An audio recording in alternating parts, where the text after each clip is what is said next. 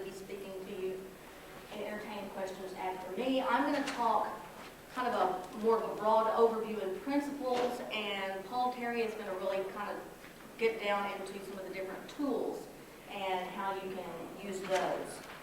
And for the part that I'm going to talk about, I've called it marketing with social networking or social networks. And I put with in italics to emphasize that it's a little bit different type of marketing. It's not marketing to people. It's marketing with constituents or the people formerly known as the audience. Just to give you an idea of kind of where we're going with this, a lot of people think social networking, they look at the social and they think, oh, it's very informal, it's casual, it's about personal things. But that's not where the word comes from. A social network is social simply because it connects people rather than computers. We all know about computer networks, how they go through hubs and nodes to connect machines. Social networks connect people in the same way. I like to do just a very short overview of what social media is, and this is the way I explain it to people. There's technology which is driving this because we have access to all kinds of new tools and technologies that have made computing much easier than it ever was before. We have media because with these tools and technologies, we are all able to become publishers of content for a very inexpensive way using inexpensive tools. But the most important thing is where they all meet in the middle with sociology. And you have sociology, technology, and media connecting in this area that we call social media. The sociology part, of course, as I just mentioned, is because it has to do with people. When it comes to marketing with social networks, that's the most important thing to keep in mind, is the people, because it's about building connections and relationships. Social networks are not another marketing channel for you. They're not a way to push out a marketing message. People don't want to hear that anymore, and with so many of these new tools, they don't have to. When you watch a television program that you've recorded on your DVR, or if you watch it as I do, I watch a lot of television on the internet now, through either the networks or through Hulu.com, and you don't pause for the commercials, you just go right through them. Because we don't want those messages. There's plenty of other places to get them to. So a social network is also not just a place to put your news releases. There may be chances to share your news. There certainly will be, but in much less formal ways than a news release. And you should have a what I call a social media newsroom on your website. By social media newsroom, it's one that is enhanced with a lot of the tools and technologies that make it interactive, where people can actually interact with your news and comment on it, ask questions, pull up different multimedia. And social networks are not just a place to put links. Yes, you will share what you're working on and you'll share your content. And many of the social networks allow you to pull content in automatically into the social network so you can share it with others. But that's not the primary purpose for it. Social networks are communication channels. Now, I like to give, when you talk about how to get involved in social media, I'm going to use the analogy of going to a real-life, person-to-person networking event or a cocktail party that's a business function. And there's several things you do. Number one, when you arrive, you'll eavesdrop on the chatter. There's a lot of conversations going on around you. So you kind of, you get something to drink, something to eat, you walk around, greet people you know already, and, rather than just barging right up to everybody and shoving your business card in their face, you kind of listen, you join in a conversation that's going on. So you enter the conversation. You do this at enough events and you realize the business value of it. All of a sudden, your company may be going, hey, I need to throw my own party. I'm going to entertain or host my own event. There's a real analogy to this when it comes to social networking. Because the first thing you want to do when you start out is not throw your own party. The first thing you want to do is eavesdrop on the chatter that's already going on around you, because there's tons of conversations. Many of them may involve your company whether you know it or not. some of the tools that you can use just very easily to find out what's being said. To set up a Google alert, which will come into your email. You can do searches on Technorati, blog lines, other blog RSS feeds, have mechanisms where you can do searches and then subscribe to them. That's probably something that I'm sure Paul Perry will get into in more detail, because if there's a tool out there that he doesn't know about, I would be surprised. If you have a larger company or have the money to spend or have more difficult names and terms to deal with, to find, there are a number of monitoring tools that are available now. Monitoring and measurement tools. They can track what's being said and they can measure it. One that I recommend is Radian 6. They are social media monitoring. Also, BuzzMetrics, I believe, is by Nielsen, is another tool. Custom Scoop has a tool. There are a number of them. I will just mention some experience with Radian 6. One of the reasons I like this company is that they're very much involved in marketing their company through social networks. I did not know they existed until about Christmas time of last year. I had just done this big nonprofit campaign. I say big, it started out as nothing. It turned into something big. And so the day before Christmas Eve, I'm typing away on Twitter and I said, "Dear Santa, I would love a free subscription to social media monitoring by Custom Scoop." Because I knew that some of the people that listened to me worked for Custom Scoop. I'd interacted with them. Well, they were already off for the holidays. I get a message instantly from the CEO of Radian 6. It says, "We have social media monitoring services. Can we help you?" And within an hour, he had me on the phone, had given me a free subscription for this nonprofit cause, and had set it up personally. And then later had a tech person call me and teach me how to use it. So when you come across a company like that, HubSpot's another, I know they're exhibiting here. I was just hearing very good word-of-mouth talk about, "I love HubSpot. The customer service got back to me instantly." Those are the kind of conversations you want about your company. That's possible to do with it. So those are some of the tools that you can use. As an example, I do not know what the others cost. I know that Radian 6 is going to run you at the basic level $500 a month, which if you're a very small business that you do not want to invest that much, that's understandable. Larger businesses, it's based on 10,000 results coming in, and they have increments from there. Now, what do you listen for when you're eavesdropping on the chatter? The first thing is especially if you're a small business and your name is prominent, or even if it's not, you want to know what's being said about you, search on your own name. We sometimes call these vanity searches, but I have an RSS feed for what I call my me monitor. And that's every time I can find the reference to my name, my company name, my blog name. And I have it come into my feed reader. You also want to search on your competitors. You know, this basic intelligence, know what they're doing and what the public is saying about them. And then, of course, depending upon your business and what you're doing, there may be certain keywords, if they're specific, that you want to search on. If they're pretty, general, I know the analogy was given yesterday about, if you're a furniture seller, retailer, you do not want to necessarily be the #1 search result on Google for furniture.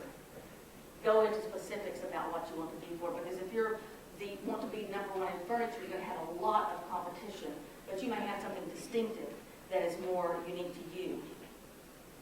So once you've started this eavesdropping, to follow our networking event party analogy, you can identify the conversations going on and join them. Again, not throwing your own party or hosting your own event yet. Don't go to the time and expense of that until you have found out what's going on out there. How can you find conversations? We've talked about that. How do you join them? A lot of the conversations are going to be taking place on blogs, whether it's technology blogs, blogs specific to your industry. You will find a ton of them when you start doing this research. So it's very easy to add a comment to a blog. Very few people take the time to do it, and as a blogger, I can tell you we live for comments. It just tickles us when somebody interacts with our content. One thing is that it's good for you to comment on other people's blogs. There's usually 3 quick little pieces of information that you leave. You need a name. I recommend you use your real one. Don't, you want to the troll that lives under the bridge. We get enough of those, thank you very much. Go ahead, real name. Then there is a place to put your email address. It's never revealed, it's just to verify that it's coming from a real person, not a phony email address. Then there's a place to put a link to your website. And this is much better to do that than putting a comment that is a marketing message, and our widgets are better than anybody else's, and you can find them here, and here's what they said about it, start piling links in there. Number one, a lot of blog software will recognize that as spam and won't publish it. If you have more than 2 links, it will catch it, and it'll have to be moderated before it goes live. But if you have put your website in that little box where you leave a comment, then when it's published and anyone mouses over your name, there's a link, a direct link to your website. And you can actually drive traffic to your website from that. I could teach an entire session on respect to etiquette. Each industry has different terminology. Different social networks have different values. You will want to have spent a little time reading enough to know what is acceptable and what's not. Another place you can just comment on industry news. So many of the publications now are online, and they're online in a kind of content management software or blog platform that you can comment on it. Even New York Times, USA Today, the Austin American Statesman, and they're now on social networks such as Twitter. We'll get into that in a little bit. So you can follow them. And other formats, some industries are still kind of Web 1.0 forum-based discussion boards, and they're still very much active in some areas, and you may want to find those that you can participate in. Now, having done all that, if you think, man, this is really good, we're seeing some increased traffic to our site, we're really getting some valuable feedback, and we're getting our story out there in a different way, then you may want to host your own event, and by this, you're going to either join a social network and create your own profile, or start a personal or a company blog. Again, a whole workshop right at that. But I'm going to focus on, since I know that we've talked about this morning about joining social media and social networks and how to do it right. That's what I'll talk about briefly. Which social networks should you be a part of? The ones where your customers and prospects are already active. Now, if you've done this process right and you've been eavesdropping on the chatter, you will already know this. You will have already found them on blogs and in industry publications. So those are the ones where you target. Don't just go to Facebook because everybody's on Facebook. I think I mentioned MySpace is pretty much only for musicians these days, or if you're trying to reach a teen consumer market, you still have that can be a valuable network for you. I recommend for people just starting out with businesses, some of the easier ones to use and the most popular, where you're most likely to find people. LinkedIn is a professional, very corporate-looking social network. Started out kind of as it's like a place to post your resume, and I always laughed when I was growing up in school. You always threatened with, you misbehavior is going on your permanent record. LinkedIn is kind of a permanent record for corporate types because you no longer, keep your resume online and you can craft it in any way you want to, whether it's very standard professional resume format by years and positions. You can get a little more creative with it, put it in more conversational tone, which I do. By the way, the power of this, I've been on LinkedIn for several years. I described myself when I first joined LinkedIn as a conversational writer because I was still doing a lot of freelance writing, mostly now doing consulting, not writing. If you go, and I haven't checked it recently because my website has been down, but if you just search the term conversational writer on Google, I'm the #1 spot. And it comes from my LinkedIn profile that's been up there for several years now. LinkedIn also has, your company can create a group. There are different marketing groups. I'm sure there are some SEO groups out there. You can join those groups, and it's just a way of a thing, and a little logo that will appear on your profile, so people will have yet a better idea of your interest. And it's good for your company. If you have a larger company with a number of the employees to all be on and to join that group. Microblogging and presence apps. You've probably heard. How many of you know what Twitter is? We've got a pretty good. How many are actually on Twitter? Good, we have a few on here. Twitter is what's often called a microblogging application or a presence application. In other words, here's where I know what I'm doing. I put Twitter and Plurk up here, and one that I left off is another really good one. Plurk is a newer one. Utters, U-T-T-E-R-Z, utters.com is another really good microblogging platform. And it also incorporates audio and video and comments, and it's very mobile friendly. I can pick up my phone, I can dial the Utters number, record however long an audio I want to, take a picture, snap it, put it with it marries it so that in just in under 60 seconds it appears on Utters with the picture and the audio all together, and there's a widget that will pull it in and publish it on your website. So for publishing on the go, whether it's audio, text, or video, Utters is a very good site. Twitter is strictly text, and you can access it on the web. You can access it on the mobile. Their SMS features are on and off.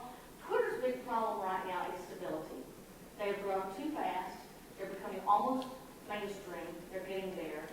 They have had terrible growth problems with server failures because they have not been able to keep up on it. Whether it's called it built on Ruby on Rails or this or that. They've gotten $15 million in new venture funding, and so most of the users are going, okay, fix it now. So we're waiting to be seen. Plurk is a newer one. It's very conversational and offers threaded conversation. Twitter does not. Twitter is really like a bunch of SMS messages or short blurbs going out. I love Twitter. I've been on it a long time and have built a very strong network there. I have over, I think, 2,100 people that follow me. For what reason, I really don't know. I follow 695 of them back and cannot keep up. There are tools to help you keep up with that. Most people have, 20 people on there. Only 10% of all Twitter users have 80 or more people they keep tabs on. So I am not typical by any means. Facebook is another one that everybody knows about. It's probably, if you're in B2C, it's a lot better. There are more things that you can do on Facebook. If you're B2B, there's not as much that it's really valuable for it yet. Facebook is the AOL of our decade. And by that I mean it's pretty much user-friendly, it's pretty much everywhere, although it still cannot be accessed behind many corporate firewalls. That's another reason it's not good for B2B. I had an office here in Austin for a good while, a one-room office that was with a group of other offices, and I worked on Facebook and couldn't access it from my own office. So that is a real problem with it. Yes? My company, it's not access, but it's not people are on it too much. Yeah.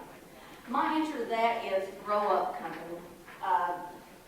If people are going to waste time, they're going to do it on the telephone. They're going to play solitaire.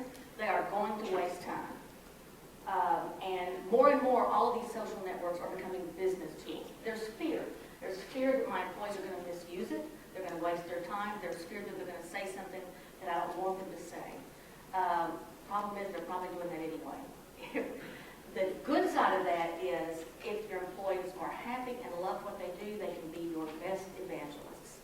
And they can represent you in a great and powerful way. So I think I'm going too fast. When you create your profile, a couple of things to look for. I really recommend using your real name, or if you have a brand, a personal brand you've gone by. I have a friend named Laura Fitton, and she has a company called Pistachio Consulting. She's known everywhere she goes online simply as Pistachio. I have another online connection whose name is Michael Jones. Well, I know telling how many Michael Jones there are out there, so he doesn't, on LinkedIn he has his real name, but on other social networks he goes by the handle KD Frog because his nickname was Kermit the Frog. So the great thing is be consistent on that. I use my real name everywhere I go. That way, most of them with LinkedIn and with Facebook anyway, you can create create a custom URL, and that is rather than like an account number at the end, you can use your name. Add something to it, it really personalizes it. The beautiful thing about social media and social networking is that companies don't talk to people, people do. And it gives a human face to a company.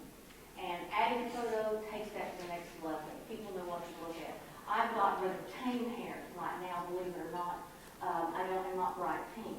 And for many months, I've had shockingly pink hair highlights. And it's just become a personal brand of mine. Is I have a picture of me in a hot pink boa and a hat that I just did on a lark, and it became so well known that now I can't take it off because everybody knows me that way. I was at South by Southwest this year. I mean, you know how many thousands of people are here, and I didn't even have to wear a name tag. People go, "You must be Connie." So that's a point about personal branding now. You don't have to be crazy like that when you're a social media consultant. You can kind of get away with that. If you're in corporate America, I don't recommend doing that. Drop the corp speak, really, when you get on these networks. Yeah, your marketing message is important and you've got it all written out and you're really, that's what you want to get across. Put it in plain English and begin to write more like you speak. Now, once you've got a profile out there, you can go to build your network and you can make some very powerful connections. I highly recommend that before you start a network, you will have been researching it, looking at, seeing kind of what's going on with it. Set a friend and or follower policy, and by that I mean, who are you going to invite into your network? With LinkedIn, I do not respond and accept an invitation to connect unless it's someone I know personally, or if they include a little message on it. Like if you and I exchange business cards and have a conversation like today at a conference, I might go home and ask you to join my LinkedIn network. I will put, you can put a little message with it, and I'll say, I met you at the SEM conference this week, and we talked about such and such, and I would like to get connected with you on LinkedIn. I will always respond to something like that. If I don't recognize the name, if they don't show how they're connected to me, that it's readily identifiable, why they would want to link in with me, I don't. The reason being, especially on LinkedIn, is it works by introductions. So that I have 270-something contacts, they have however many 100,000 contacts, and their contacts have millions. So I'm connected to like 3 million people by my saying, asking you, and I can find this all out on LinkedIn. I want to talk to so-and-so at XYZ company. You're connected to them. I'm connected to you. Would you introduce me to them? I'm not going to introduce somebody that I don't really know. I'm not going to feel comfortable doing that. So that's a good reason to have that policy in place. I actually do the same with Twitter. I strongly recommend that you go for quality, not quantity, when you're looking to build your network. Some people, MySpace was this way, it's a contest, how many friends can you get? But friend being a very loose term. Here's some of the reasons of this that we've been discussing briefly. These connections are built on trust. Just as, relationships in real life, I have a lot of connections with people that I consider that I know fairly well that I have not met face to face. It's based on trust. It's because of a history of interaction with that person. Some of the security concerns right now is spammers have found social networks just like they've found email. They are building profiles that contain script that will capture what you're doing in a session. We just had this on one of the social networks. Somebody was an imposter posting as someone else, and what had happened is sent a friend request. The person clicked through their profile to see if this is somebody I want to follow. That profile was running a script. Also be careful about redirected URLs. People have what may look like they're sending you to a website, and it may actually be something else. There is that implied endorsement. And the last thing I want to say about that, just I'm getting noisy here. Report fraud or TOS violations. You're more likely to come across terms of service violations on these networks. It's kind of a freewheeling place sometimes, depending on the atmosphere. A lot goes on. I was up late last night actually filing a fraud complaint with the Federal Trade Commission over something happening this past week on a social network of trying to raise money for fraudulent reasons. It is the best we can figure out. This is a great concern to me because I teach on using social media for social good. I created a nonprofit. It didn't start out to be that way, but it was a fundraising campaign and a nonprofit, and we use it online. So I'm very conscious of that, and when I see somebody taking advantage of this with a whole... In your social network. Then we're going to talk about knowing your community, and then using push for communicating. Ping FM being an example of that. Then we'll talk about building a badge on your site. So you've got all these social networks. Really, you don't want to send people off to Twitter and Facebook. You'd rather have them on your website. So we're going to talk about how you build a badge and how you embed content on your own website so that people kind of stay focused centrally on their website. Then next we're going to talk about using social media, video, podcasts, and live streams. I tried a little exercise. I went around and shot some videos yesterday, and last night I put them out on the web, and I used, one of the tags I used was SEM for SMB. And today I noticed that 19 of the top search results for, if you type in the search word, if you've got a laptop, you can try this. Type in SEM for SMB, you'll see that 19 out of the top 20 search results are the videos that I shot yesterday at this conference. So if you want to get literally dominate the top 10 and the top 100, shoot a few videos, post them out on YouTube and some of the other video sites. The next day you will be in the top, you will be 90% of the top 20 on Google. So that's a little tip for you there, and I'll show you that later. And the next thing is go deep, go beyond the superficial. You know, that's about once you're on a social network that gives you an opportunity to make some lasting, deep connections. We'll talk about that a little bit. And then finally, keep informed. You talked about Alltop. Alltop is a great resource. Yeah, it is. And social and SEO blogs. So we'll go on to that. All right, on to the next slide here. Any questions so far? Okay. Join some social networks. Like I said, use a generic name, but not too generic name. Like I have a site that I'm building now called Austin Lifestyle. So in order to tie a user and an identity to that site, I went to a lot of social networks and not registered, that's what you do with the domain name, but signed up with Austin Lifestyles as the name. Use a good profile picture like Connie's, not mine. But I know you because of your hats, and that orange Yeah, hat's see, the way I recognize you. we're both using the hat strategy. I think I'm the only one at the conference with a hat, so anyway. Work on your bio, your interests, because every time when you start signing up, you're going to be using the same information over and over. So you kind of want to have that handy, you know, just a notepad document or some boilerplate that you can just pop in there. When you sign up for these things, it's tricky about the public URL. And you're not going to be, unless you pay attention, you're not really going to know what your public URL is. You're going to know what URL you go to. When you go to Twitter or when you go to these other sites, you're going to sign in and log in, and it's going to take you to your personal page. But the rest of the world, when they try to discover you, there's a unique URL that they need to go to discover you. So you need to figure out what that is and make a note of that, because that's what you're going to use for your links. When you do a blog entry or link from your website, you're going to want to use that unique URL that they give you. And they're all different. Some of them are tricky. Facebook is very tricky. Some of them are elusive.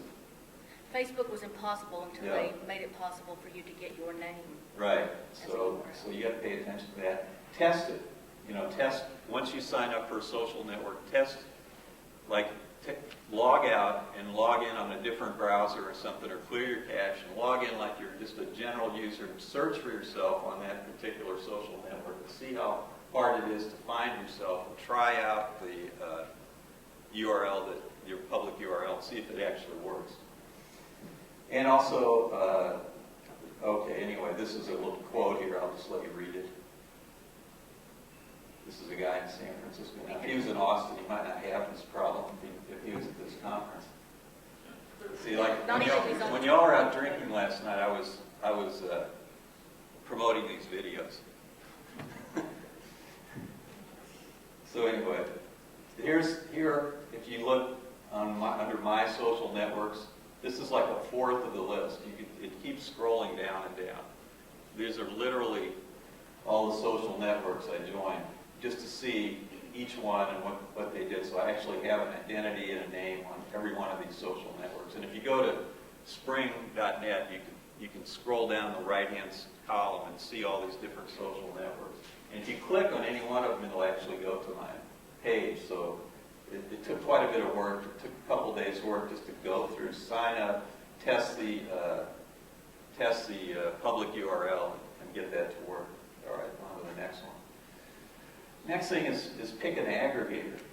And an aggregator is something that will take all your social networks and bring them all to one place, to one page. And a really good one is called Profile Active. And my profileactive.com page is profileactive/mashup/springhead. And Connie's, if she was on, I don't know, are you on there? I'm not on that one yet. If you were on there, hers would be Connie Reece. Absolutely. There's One Swirl, there's Ping FM. You can, it's really Web 2.0 type feel to it. Go there and then it'll ask you to enter your username and password on Twitter, on Facebook, on Delicious, on all the social networks that you're on. And then you can just go to that one place. And the reason, who knows what ping means in this room? What does ping mean? It's a tiny packet of information that gets exchanged between sites. Right. So Basically, someone will know that you're there, basically. right. When you ping like in the traditional Unix sense, it was like when you ping a site, if it's alive. And what this does is basically, if you like type something and send it out, it will appear on Twitter, it will appear on Facebook, it will appear everywhere that you are. It'll go out simultaneously to all these different sites. So it's like one place that you can literally broadcast the same message everywhere. So it's really a broadcast medium, and we'll get into that in a little more depth. How are we doing on time, Connie? We're doing fine. We're at 10:38. All right, got a little bit of time here. Any questions? Yeah, go ahead. Is Ping.fm out of beta now? Last I I checked, think it's still you need a invitation beta, only. you need a beta code. If you need an invite, just tweet that you need an invite. I think and somebody will send you one. Just go on Twitter and say, hey, somebody send me a Ping FM invite. If I have an extra one, you can ask me if I've got any laying around. I'll get you one. All right, then Swirl. My URL on Swirl is springnet.swirl.com. It's a good one too. And then the thing I really like about Swirl is the way it shows all your friends across all your social network. It aggregates your friends and puts them in one long column. Mine is huge. It's a huge long column. You got 6,000 followers on Facebook. Then the next one is socialthing.com. What's your hit on the social thing, Connie? I have not used it. I've heard some very good things about it. I have used Tumblr because I had started that as my own live stream months ago. Tumblr is real good, and that's the next one on the list. Springnet.tumblr.com. Yours is ConnieReece.tumblr.com, correct? Yes, and I recommend that to people who think they might want to blog but aren't sure. It's drop dead easy if you want to practice creating that. It doesn't allow comments. And the next thing is called TubeMogul. TubeMogul is the most heavy-duty tool that you can have in your toolbox if you're into video and media. TubeMogul, let's go to the next slide. Well, first let's talk about Profile Active. This is the Profile Active sign-up page or their main page, and look at 186 sites supported. So you can go through. If you're starting out in social networking and you're not sure what social networks are out there to sign, I recommend that instead of trying to go out and discover social networks, go to an aggregator like Profile Active first, and then it'll let you go through this discovery process to find the kind of networks that you want to belong to. And there's all kinds of networks. Some great niche networks for particular fields too. Will it give you any demographics or tell you about that network? It does. It has a little blurb on each one, yeah. And it kind of gives you hints about what to do if you're having a problem signing up. So it's a great tool. All right, go to the next one here. This is what I was talking about, TubeMogul. Incredibly powerful tool. If you're into video, or if you have videos and you want to broadcast videos out to 20 or 30 video sharing sites like YouTube and Rever and so on, you can go on this. You can give it your information for each site, and then it has 3 phases. It has a launch phase where you push the video out. You push it out to TubeMogul. And then TubeMogul takes that, and they push it out to everybody else. They push it out to Yahoo Video, to Google Video, to Rever, to all the video sites. And the next thing you know, your videos are everywhere. And that's what will get you guaranteed at least 9 out of the top 10 returns for that search term on Google. That's what I did last night. Today I think 80 out of the top 100 SEM for. Go ahead. Do they keep track of views too, or They have terrific statistics. They have flow charts and diagrams and all kinds of things. And if you really get in tight with them, they'll give you all kinds of extra things that they don't show you on their site.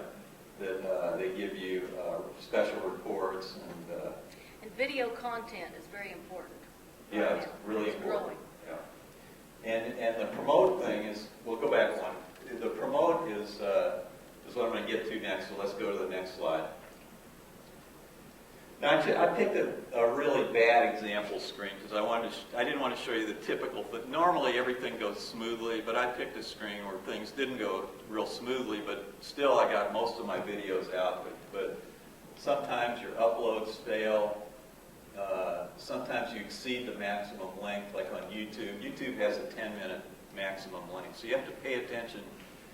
When you're pushing videos out with TubeMogul, you have to pay attention to your description, to your meta tags, to your length of your video, and also you have to pay attention to their etiquettes, like you were talking about, because everybody has different etiquettes. Like there's some of them will only accept videos that are instructional in nature.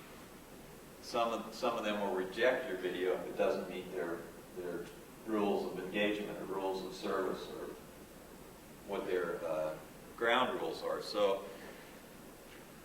you've got to plan carefully because you're using a shotgun here and you're literally putting the same thing everywhere. So it's going to be real hard to go out to 20 or 30 different sites and undo that later on if you don't do it right the first time. So prepare right and make sure you get the content out there. Okay, next slide. Okay, here's Ping FM, and this gives you an idea. Some of the, you use Ping FM? Have not yet. Yeah. I haven't signed up for it. These are some of the sites that it integrates. Twitter. Who's on Twitter here? We already asked it, but I just want to see for myself. Okay. Who's on Jaiku? Who pronounces it Jaiku? Who pronounces it haiku? Anyway, that's kind of like a second, also ran to Twitter. But it's good, though. Yeah, it's it has good. good features. But they have not done anything with it since Google bought it. Right. And then WordPress, Tumblr, Pounce, LiveJournal, Blog, what is it, Blogspot, I guess? Blogger, yeah. Clerk, you mentioned Clerk, Mashable, on and on. It's just got a large number, very slick interface. Really, really nice, clean, easy to use. It'll work on your iPhone or I think may work on other mobile devices also. SMS? Yeah. BlackBerry? Yeah, using pretty much, text yeah. messages? Okay, focus on a few social networks. Now that you've signed up for 300 social networks, find out the ones that are really relevant to you. And for me, these are the ones that are most relevant to me. Twitter, because I have a lot of followers on there. I have 2 or 3 accounts on Twitter because I can't keep up with 6,000 people. So I have another account that's got like 200 people on it, where I spend more time. And then I've got a Delicious account is really useful for bookmarks. If you find things that are relevant And I can go back the last 2 years and see what I was into a year ago or 6 months ago. It's kind of a good idea of what you're looking at on the internet. And you can build a network of delicious friends, just like on Twitter, that belong to your network. I don't know if I think you're on my Delicious network. I probably am. I'm on Yeah. Delicious. I use it a lot. I use it when I'm researching articles. I go find out what you're looking at or what somebody else that I know is into what I'm interested in and go see what they've bookmarked. Right. Great resource. And there's a lot of Twitter, not Twitter, Delicious wannabes out there right now, and some of them are pretty good. And if you go join one of those, usually they'll have a feature that says, got 5 minutes. So, so you'll be, I'll speed it up here. I'm going to speed it up. And then Tumblr, Flickr, Clerk, you mentioned Justin TV. We're on Justin TV right now. This is live on Justin TV/Austin, Texas. And find ways, when you make friends, find ways to try to help your friends out. You know, ask them how you can help them, how you can be of assistance. You know, like when somebody follows me, or I say, well, look. Then going from network to network and trying to raise money, it raised concerns. Well, actually, for the first time, filed a fraud complaint. People online are just like they are in real life. You have rude people in real life, you've got rude people online. You have many, many more wonderful people. I've made so many connections that now, when I'm going to a conference, I love to say where I'm going, ask people that I know that are in that city, can we get together and have coffee or lunch? I'd love to meet you face to face now that we've had a relationship.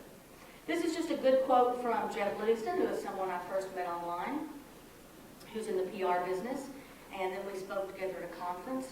And he says, social media is about people, customers are people. Social media marketing is about networking and community participation with the right few networks from which relationships developed, in turn creating results.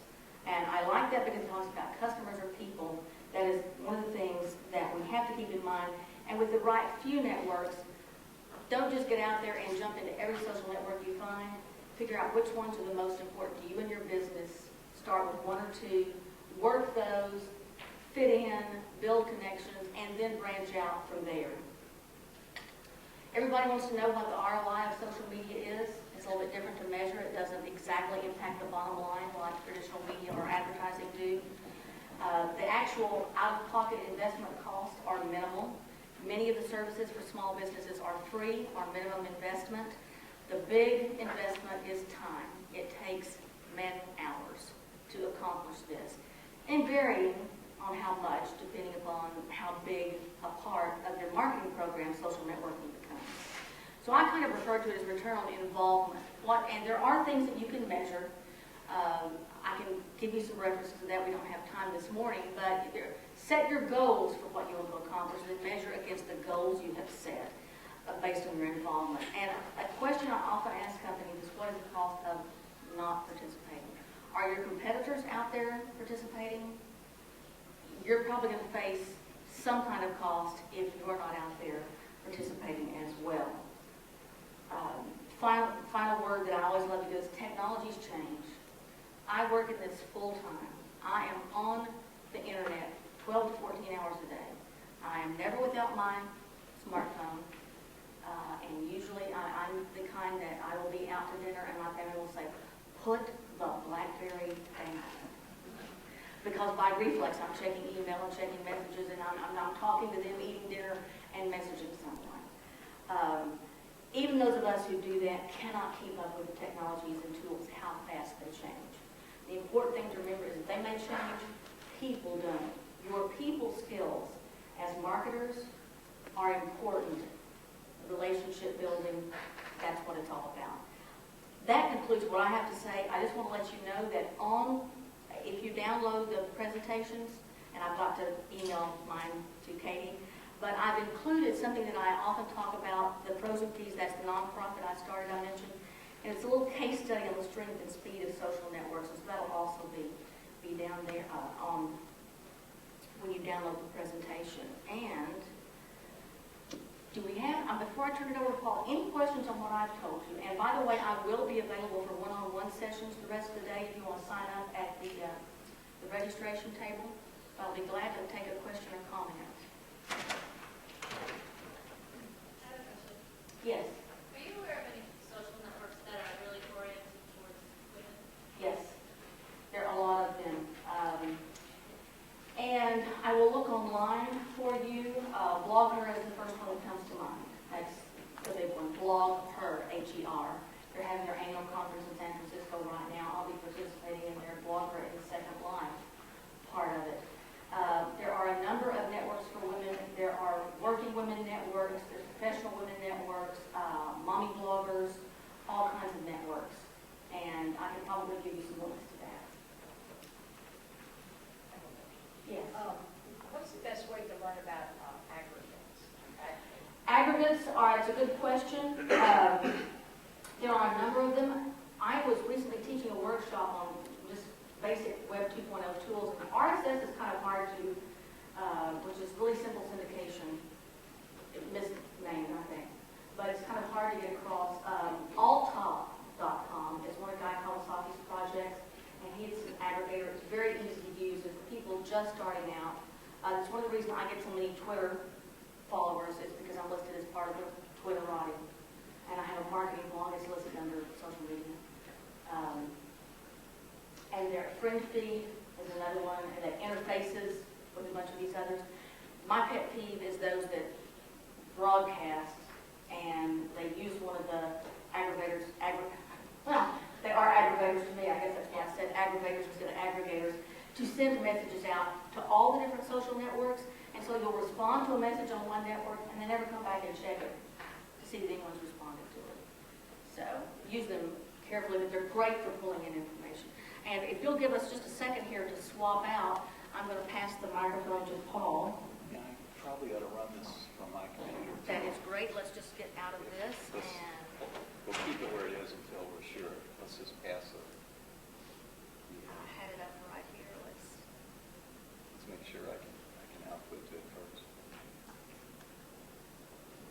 His presentation is actually live, online.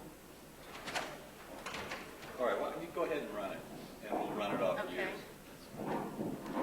Hey, everybody, how you doing today? What a great conference. Chris has really done a good job here. Hats off to him. And we're going to talk about leveraging social media. If we could go full screen with that, I think you have to get this thing here. Oh, okay. That little square box. This one? Yeah, that one there. That should make it full screen.